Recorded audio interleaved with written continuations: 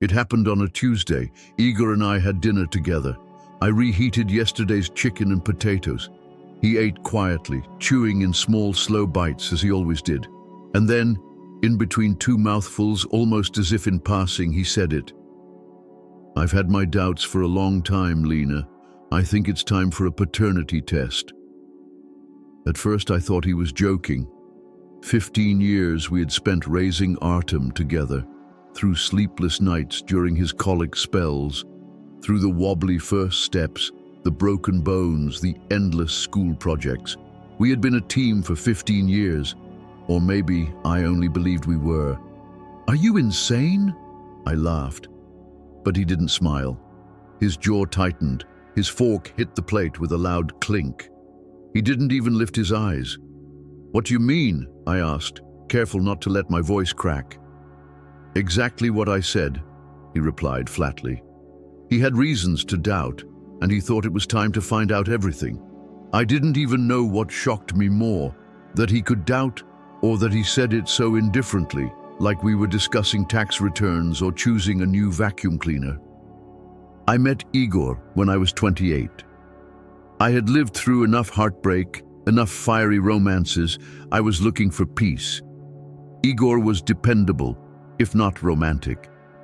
The kind of man who pays the bills on time, who helps clean the house every Sunday. A year after our wedding, Artem was born. Everything seemed simple then. He was there in the delivery room. I remember he cried when he first held Artem, cried even though he hadn't shed a tear at his own mother's funeral. And now, this. I didn't yell, didn't accuse him. How dare you? That night, I simply lay beside him, staring up at the ceiling fan, counting the slow revolutions, listening to his steady breathing, as if he hadn't just smashed our world into pieces. 2 days later, we sat in a private lab. The nurse was overly friendly, so much so that it made me wonder, how did we look to her? Like nervous parents? Like a woman suspected of betrayal? Or a man who had finally lost faith? When Artem asked why he had to come with us, Igor replied simply, "Routine tests." I kept silent. I didn't tell my sister Dasha, who calls me every night. I didn't tell Katya, my friend who always has a sharp opinion about men. I didn't even tell Artem's pediatrician, who had known him since he was 2 years old. I just waited, silently, tightly, breathlessly. They promised results in 7 days, but it took 9. Each minute weighed heavier than the last, like a sack of wet cement pressing down on my shoulders. Igor barely spoke. He left for work early, came home late, ate in silence. No hellos, no good nights. The air between us turned cold and sterile, like the stale stillness of a hospital room. By the 5th day, I couldn't stand it anymore. I asked him, "What exactly made you start doubting?" He didn't even lift his eyes from his newspaper, Sport Express. "A couple of things," he said flatly. "It doesn't matter now. We'll know soon enough." It wasn't his words that struck me. It was the way he said them. Distant, icy, as if he had already made up his mind. I started replaying everything in my head. Was it something someone said? Someone compared? Maybe one of his friends, maybe someone noticed Artem didn't look like him, but he did look like him. The same dimpled chin, the same curly hair, even the same frown when he was angry, yet something had planted doubt in him.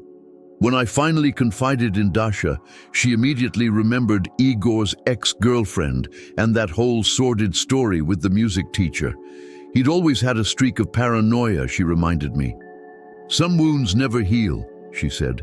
"They just scab over, and one small touch makes them bleed again." Dasha offered to come over, but I refused. I didn't want anyone stepping into our home while the air inside was stretched so tight it could snap. It felt as if even the walls were trembling with the weight of what was left unsaid. Artem had changed too. He became quieter, more thoughtful. During dinner, he would push his food around his plate, as if waiting for a tiny green pea to whisper an answer. "Is Dad mad at you?" he asked once. so softly it was almost a whisper. "No, honey," I lied.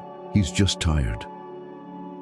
I started watching Igor more closely, how he would step into the garage and immediately glance at his phone, how he would slam his laptop shut whenever I entered the room. Once he used to share everything with me, even boring office spreadsheets, silly articles about DIY repairs we never actually attempted. One day, I couldn't resist. I tried to open his laptop. It was password protected now. It hadn't been before. On the morning the results were supposed to arrive, I couldn't even drink coffee. It sat on the table, growing cold, while I gnawed at my lips and clenched my fists. Artem was at school, thankfully. We drove to the lab in silence, Igor's hands gripping the steering wheel tightly, assuredly. I kept mine on my lap, nails digging into my palms. At the reception, the woman behind the desk smiled too brightly. "The Alkovs, please come in."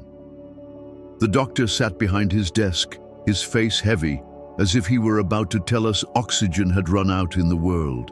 He didn't rush. He asked first, "Are you ready to hear whatever comes next?" I looked at Igor. He didn't even blink. "Yes," he said firmly. I couldn't say a word.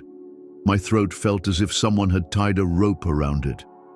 The doctor opened the file, flipping through the papers slowly, methodically, as if counting heartbeats. According to the analysis, he paused, pointing to a line, "The probability of paternity is 0%. My ears buzzed, my hands turned ice cold. For a moment it felt as if my heart simply stopped existing. No beat, no warmth, just emptiness. Igor leaned back in his chair, exhaling heavily through his nose. "I knew it," he said. But the doctor wasn't looking at him. He was looking at me. And in his eyes, there wasn't judgment, nor pity. There was something far worse, medical concern. "There's more," he said carefully, and a chill ran through my bones. Igor immediately straightened up. "What do you mean?" he asked. The doctor continued. "We conducted a standard DNA test, not just between the father and child, but also between the mother and child. Elena," he looked me directly in the eye, "according to the results, Artem is not your biological son either." The world blurred. I stared at the doctor, his mouth moving, but I couldn't hear him. I couldn't absorb it. It had to be a mistake, a cruel, senseless joke. Igor jumped up, his chair scraping loudly against the floor. "Is this some kind of joke?" he barked. "This is not a joke," the doctor answered calmly. "We checked 3 times. This is no clerical error. The child you raised is not biologically yours." Time froze around us. Sound, color, movement, everything disappeared, like the aftershock of a grenade. I sat there, paralyzed, wanting to scream, but even that seemed as impossible as breathing underwater. On the way home, we didn't speak a word. Only the ticking of the turn signal filled the silence, like a countdown to an inevitable explosion. When we entered the apartment, Igor closed the door behind him and immediately erupted. "I knew it! I knew something was wrong!" He paced the room, flailing his arms, ranting as if he couldn't believe what he himself was saying aloud. I tried to explain, tried to ask him to sit down, to look at me. But he wasn't listening. It was as if I were a ghost. "You had one job, Lena," he hissed. "One!" He slammed the door to the guest room. It seemed that from now on, that was where he would live. Late that night, when the house had quieted into a heavy, suffocating stillness, I pulled out a box from the closet, the one that held Artem's hospital bracelet, a copy of his birth certificate, photos. There I was, exhausted, swollen-faced but smiling, cradling a newborn Artem in my arms. I knew this boy. By his eyes, by his scent, by the way he rubbed his nose when he lied. But now I didn't know how to prove it. The next morning, after Artem left for school, I sat at the kitchen table, cold coffee untouched, staring at the hospital's logo stamped on the folder. On the back, the reception's phone number. I called.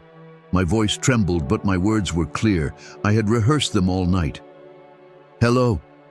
I need to speak with someone about a possible newborn mix-up at your hospital 15 years ago." The operator fell silent. "One moment, please," she finally said. I was transferred to the archives, then put on hold by the administration. 11 minutes and 38 seconds later, a tired male voice answered. "A mix-up 15 years ago? That's early 2009. We only keep records for the last 10 years. You'll have to file an official request, maybe even go through court." Court. I could barely believe what I was hearing. "You can't just check who else was giving birth then?" I asked, desperate. "I'm sorry," he sighed. "Even if I wanted to help, the law limits us. Medical confidentiality laws. I can't reveal anything." Confidentiality, what a bitter irony. My entire life unraveling, and they asked for forms, signatures, processes, as if I were requesting a library card. I hung up. My hands were shaking. I grabbed my coat and keys. If they wouldn't talk on the phone, I would go myself to that damned hospital. The drive there felt eerie. I used to know the way by heart, but now everything looked different. The signs had changed. New buildings, new entrances. Only the parking lot remained the same, the one where Igor once ran frantically for help, while I clutched my belly and prayed everything would be okay. I parked almost in the same spot. Inside, the hospital smelled like antiseptic and burnt coffee from a vending machine. I approached the counter. "I need to speak to someone from archives or administration. It's urgent. It's about a possible newborn swap in 2009. The receptionist looked at me like she didn't know whether to offer condolences or press the alarm. She smiled awkwardly and said, "Without a court order or investigation request, we can't." I cut her off. "I'm not asking for names. I just want to see who else gave birth that day. My son might not be mine. Please." She hesitated, glanced around, and whispered, "Wait here." 10 long minutes passed. I was starting to think she had simply run away when an older woman approached me. In her 60s, with a badge that read, "Diana Alexeyevna, Head of Patient Services." "I remember you," she said softly, even before I could speak. "You had an emergency C-section. There were complications. We almost lost you." I blinked in disbelief. "You remember me?" She nodded. "I've worked here over 40 years. Some stories don't fade." She led me into her office. I told her everything: the DNA results, Igor's reaction, Artem, my endless fear. She listened silently, then opened a dusty file cabinet. "Deliveries, January 2009. They were in the process of digitizing records," she explained, "but some paper files remained." Her finger trailed down a list of names and times. "There were 3 other women giving birth that day. 2 boys, 1 girl. Only you had a C-section." My heart hammered in my chest. Could it really have happened? Is it possible there was a mix-up? She sighed heavily. "That day, 2 nurses were out sick. The midwives were exhausted. I won't lie to you. Yes, it's possible. But proving it..." She looked me square in the eye. "Without lawyers, you won't get far. If there really was a switch, someone else might be searching too. And you might not be the first." I didn't go home after that. I couldn't. I sat in my car in the parking lot, staring up at the gray sky. Right there, in that building, I had first held Artem, my son. Or not my son? And then came the question that tore me in two. If I didn't give birth to him but raised him with my whole heart, then who was I? I returned home only by sunset. Artem was at his grandmother's. Igor had not returned. Upstairs, I heard the heavy, impatient thudding of his footsteps, like distant muted drums of irritation. He even left for work earlier than usual now. No goodbyes, no glances, just silence. I pulled out the box of photographs again. and flipped through them slowly. In one, I was still in the maternity ward, pale from the anesthesia, hair plastered to my forehead, holding a tiny wrinkled bundle of life. In the background, a young nurse stood, wearing a strange, frightened expression. Her badge was tilted, the writing unreadable. I stared at the photo, confusion filling me. Why was she holding my son? Was he even mine? On the back of the photo, someone had scrawled in thick black marker, Lena and Artem, January 4th, 2009, Igor's handwriting. I called Diana Alexeyevna again. My voice was calm, too calm, because I had repeated the words to myself 100 times. There was a young woman, I said, long blonde hair, very young, holding the baby, in the background of a hospital photo. Who could she be? Diana was silent for a moment. Marina Penkova, she said finally. She was new, barely a month on the job, left 2 weeks later without notice. I tried to find her, searched on social media, databases, everywhere. It was like she had vanished from the face of the earth. Katya recommended a lawyer, Konstantin Nadezhdin. He wasn't cheap, but he was ruthless, the kind of man who had once wrung 7 million in damages from a hospital after a botched surgery. He knows how to make institutions talk, Katya said. 2 days later, I sat in his office, spilling out everything, from the DNA results to the blurry photo. He listened carefully, scribbling notes in a worn yellow notebook. I've seen cases like this, he said. Sometimes one child is found. Sometimes the other is never located. And sometimes parents don't even want to find out. They're too afraid. And if the other family finds out first? I asked. It depends, he said. Some want a relationship, some want custody, some just want answers.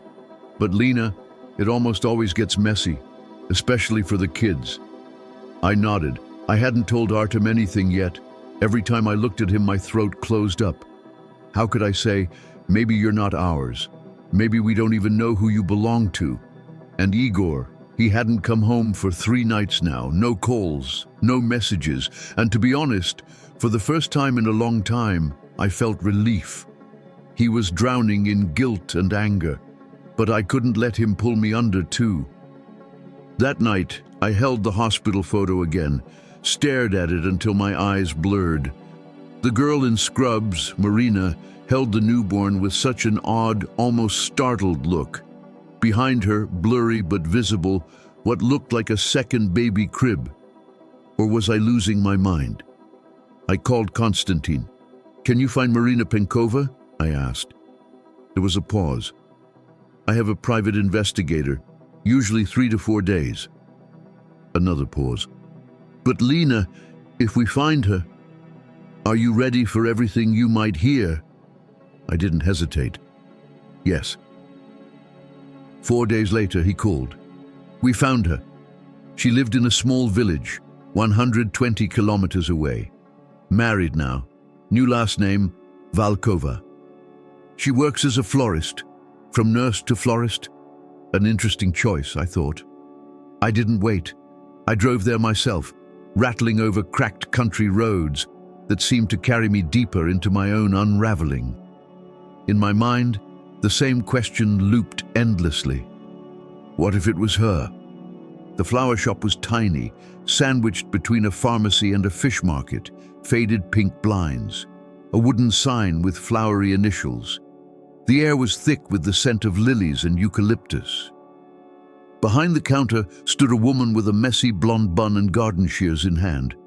She looked up and froze when she saw me. Recognition flickered across her face like a brief flame. Can I help you? She asked stiffly. Marina, I said in a low voice. She dropped her gaze immediately, her expression closing off. Excuse me, who are you? She asked. I'm Elena Alkova, I said. I gave birth in January 2009 at Mayakovka 3rd Maternity. You were there. She didn't move, didn't run, didn't yell, just stood there. Finally, she nodded. That alone was something. She led me to the cramped back room, past buckets of carnations and dusty glass vases. I sat on an upturned crate. She stayed standing, her fingers twisting into a fist. She was 21 back then, she said, just 2 weeks on the job. That night had been chaos. 2 births at the same time, one a natural delivery, one an emergency C-section. She had been overwhelmed, rushing between stations. "You had the C-section," she said. I nodded. She continued, "After observation, the babies were supposed to be moved to another room. We were supposed to double-check wristbands, labels, crib numbers, but I was rushed. I thought everything was fine." Her voice cracked slightly. "I was sure." She paused, her throat working hard to swallow the memories. But a few days later, I noticed inconsistencies. I went to the senior nurse. She told me to keep quiet, said I'd destroy families if I spoke up, said I'd lose my job. I left instead. "Did anyone else ever ask questions?" I pressed gently. "Anyone suspect anything?" She shook her head. "No one except me. I remember one woman, the one who delivered naturally. She had bright red hair, tired, pale. I think her husband was a construction worker. Her name was Larissa, I think." Larissa, red hair, construction. It wasn't much, but it was something. I left the flower shop with her card clenched in my hand and a single pounding thought in my head. What if her child is mine? When I got home, Artem was sitting on the porch, tossing a worn-out basketball at the old hoop that Igor had promised to fix 6 months ago, and of course, never did. "Hey, Mom!" he called, wiping his forehead with his sleeve. "Are you okay?" "Tired, that's all," I said, forcing a smile, swallowing the storm inside me. "Lots to do." "Did Dad call?" he asked, lowering his gaze as he bounced the ball again. "No," I answered quietly. "Did you guys fight?" he asked in a whisper. I didn't answer with words, just silence. He passed me the ball. "Wanna play?" And we did, shooting aimlessly into the fading sunset, exchanging the occasional awkward smile. I watched him. Every movement, every stubborn twist of his lips when he missed the basket. I couldn't imagine any other boy standing there in his place. Later, I called Konstantin and told him everything Marina had said. The red-haired woman, the natural birth, the husband working in construction. He dove into public records, birth registries, hospital discharges. There were dozens of Larissas, but only one fit perfectly. Larissa Blinova, aged 24 at the time, discharged from Mayakovka's maternity hospital on January 6, 2009, with a healthy newborn boy. No complications. Konstantin tracked down a number. I dialed it, heart pounding. The line rang endlessly, no answer. The next day, I drove there myself.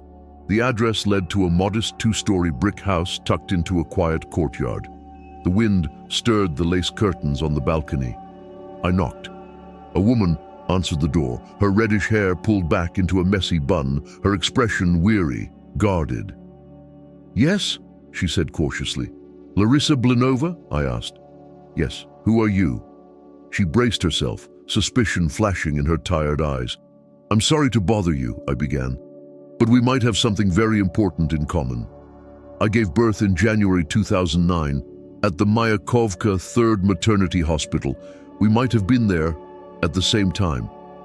She froze, and for a moment I thought she would slam the door shut, but instead she stepped back and said quietly, "Come in." The house smelled of cinnamon and baby soap. In the living room sat a lanky teenager, earbuds in, hunched over a phone. He glanced at me briefly before returning to his screen. "This is Yaroslav," she said. 15, stubborn as a mule, only eats pasta. I looked at him, and inside, something shifted. His profile, the way he tilted his head, it was exactly like Igor's. The set of his shoulders, the stubborn crease of his brow. I didn't need a DNA test to feel the connection, but still, I spoke carefully. "This might sound insane," I said, "but a DNA test revealed that the boy I raised is not my biological son or my husband's. We thought it was a lab error. Then we found the nurse. She told us maybe the babies were switched that night." Larissa sat on the edge of the sofa, her hands trembling. "I always felt something was off," she whispered. "Yarek's blood type didn't match mine or my husband's. The pediatrician said it happens sometimes. I thought I was imagining things. I didn't want to believe it." I leaned forward. "I'm not trying to take anyone away. I just want the truth. Please, will you agree to a test?" She was silent for a long time, then finally nodded. "Yes." A tentative, heavy yes. Later, sitting on the porch with Artem, I tried to imagine what it would feel like if Yaroslav had been my son all along. If I had rocked him to sleep, kissed his scraped knees, watched him play basketball. I couldn't. I didn't want to. Artem was mine. Completely, entirely, painfully mine. No test could change that. No bloodline could unravel what we had woven together with love and life itself. 3 days later, Konstantin called. The test confirmed it. Yaroslav was my biological son, and Artem had been born to Larissa. I sat on the floor, pressing the phone against my heart, and sobbed. Not for biology, not for truth, but because everything I had built my life around had crumbled at someone else's careless mistake. I still hadn't told Artem. How do you tell a child, "You're mine, but not by blood"? And Igor, he hadn't come home. 3 nights, no calls, no apologies. In truth, I barely thought about him anymore. A quiet, shameful relief grew inside me. I had enough battles to fight without carrying him on my back. Still, something gnawed at me. That strange distance Igor had kept before everything exploded. I accessed his personal bank records, an instinct I didn't want to analyze too deeply, and found them. A hotel bill on the outskirts of town, a restaurant receipt, a bouquet purchase. None for me. I drove to the address without thinking, without even telling Konstantin. He opened the door in sweatpants and a t-shirt. Behind him, a woman in a bathrobe, her wet hair clinging to her neck. "You're not even going to deny it?" I asked, my voice steady. He scratched the back of his head. "It doesn't mean anything," he muttered. I smiled bitterly. "Flowers, hotels, dinners, sounds like nothing, of course. I suppose she's just listening to your spreadsheets attentively too." At least he didn't lie. At least there was that. "She," he said, "never lied to me for 15 years. I didn't even think." My hand rose on its own. The slap rang through the hall like a shot. "I never lied," I said, breathing hard. "I gave birth. I loved. I raised. If the test proved anything, it's that you were never a father. Not by blood, not by spirit." I turned and left. His silence chased me down the stairwell like a ghost. On the way home, a message lit up my phone. It was from Larissa. "Yaroslav wants to meet you. Maybe we can arrange something?" Soft, warm hope bloomed in my chest. "Of course," I wrote back. "Of course." We chose a neutral place. A park, open and quiet. We told the boys it was just a casual outing, a chance to get some fresh air. Yaroslav stood awkwardly, hands buried deep in his pockets. Artem wore his hoodie pulled over his head, his brow furrowed, guarded. They looked at each other, then at us, and finally Artem asked, "Mom, what's going on?" His voice was brittle, tentative. Larissa spoke first. "Yaroslav," she said gently, "this is Lena. She's your biological mother." Silence. Heavy, suffocating. I knelt down beside Artem, brushing my hand against his sleeve.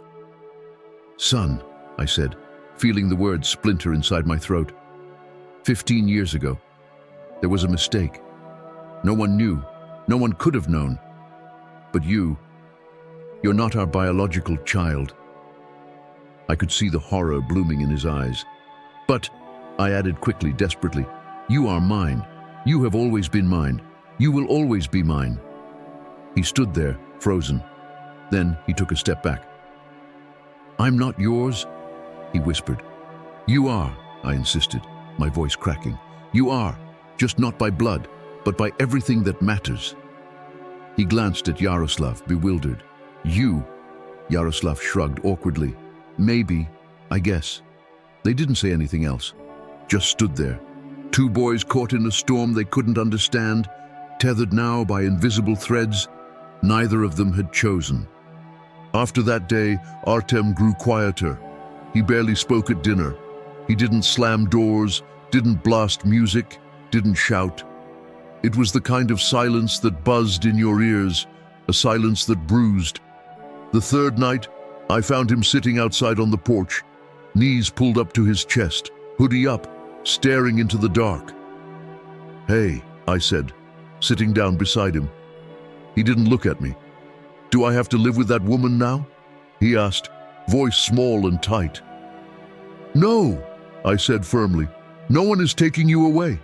No one is making any decisions without you." "But she's the real one," he said. "What about me? What am I now?" I reached out and placed my hand on his back. He didn't flinch. "I don't know," I whispered. "I'm figuring it out too. Maybe we can figure it out together?" He wiped his nose on his sleeve, still not looking at me. But he didn't pull away. It was enough. It had to be. The next morning, I met with Konstantin again. He drafted a formal letter to the hospital. "Not a request," he said grimly, pushing the folder across his desk. "A demand. We don't ask anymore. We pressure." He looked me straight in the eye. "Are you ready to go all the way, Lena?" I nodded. "All the way." Later that afternoon, Larisa called. "Yaroslav wants to see you again," she said, and I could hear the fragile hope threading her voice. "He has questions." I smiled, a real smile, the first in what felt like months. "Of course," I said. "Of course. I would be honored to answer them." As for Igor, he never came back. He filed for divorce through a lawyer, no calls, no explanations, just a set of cold papers delivered to my door. And somehow that didn't break me. No, it set me free. For the first time in years, I didn't have to tiptoe through my own home. I didn't have to make myself smaller, quieter, easier. I could breathe. One evening, I sat on the terrace and watched two boys throwing a basketball back and forth. They weren't brothers. They weren't strangers either. They were just two orbits, slowly learning how to spin near each other, not out of obligation, but because life had decided to intertwine them in a way none of us could have predicted. I lost my marriage. I lost the illusion of certainty. But I did not lose my son. I did not lose my will to fight for truth. Because some mistakes can never be undone. But you can learn to live with them if you're brave enough to look them straight in the eye. And if you've come this far with me, perhaps it's because you too know that sometimes life reveals unexpected paths forward. I invite you now, gently and from the heart, to check the video description, where you'll find something remarkable. A recent discovery about a mysterious purple shell, a natural wonder that researchers say may help triple fat burning during sleep effortlessly, without strict diets or punishing workouts. It's a small miracle nature hid for us, and perhaps, just perhaps, a new beginning you deserve to explore.